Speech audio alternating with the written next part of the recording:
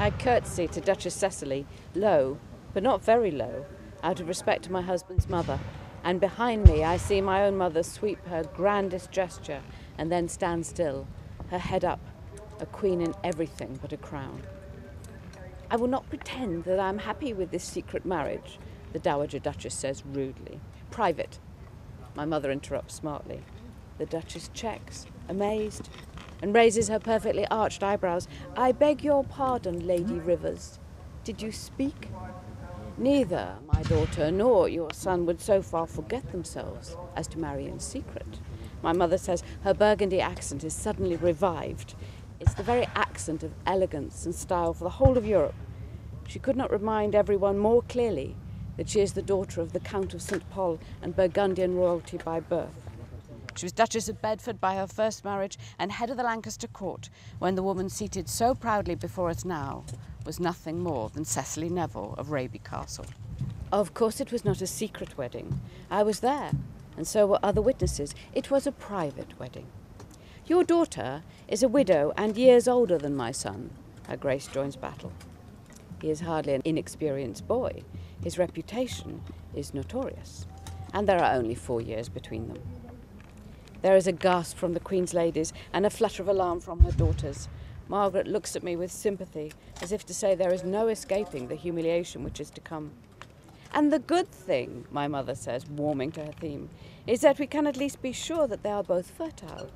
Your son has several bastards, and my daughter 2 handsome, legitimate boys. Nonetheless, she was not my choice, nor the choice of Lord Warwick. Her Grace repeats, her voice trembling with anger. It would mean nothing if Edward were not king. I might overlook it if he were a 3rd or 4th son to throw himself away. Perhaps you might. But it does not concern us. King Edward is the king. The king is the king. God knows, he's fought enough battles to prove it. I could prevent him being the king, she rushes in, temper getting the better of her, her cheeks scarlet. I could disown him. I could deny him. I could put George on the throne in his place. How would you like that as the outcome of your so-called private wedding, Lady Rivers? More shame to you then, my mother says roundly. The rumours about Edward's fathering reached England.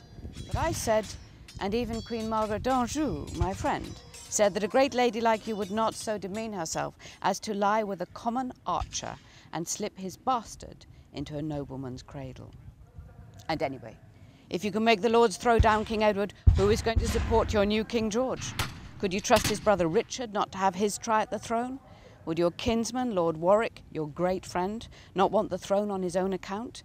And why should they not feud amongst themselves and make another generation of enemies, dividing the country, setting brother against brother again, destroying the very peace that your son has won for himself and his house? Would you destroy everything for nothing but spite? We all know the House of York is mad with ambition. Will we be able to watch you eat yourselves up like a greedy snake eats its own tail? It's too much for her. The king's mother puts her hands out and says, enough, enough. Ah, I speak as a friend, my mother says, quick as a sinuous river eel. Enough, the king's mother repeats. I just wanted you to know that this ill-conceived marriage is not my choice, though I see I must accept it. However much it galls me, however much it denigrates my son, I must accept it. I shall think of it as my cross to bear. I curtsy again. Shall I call you mother? I say cheerfully.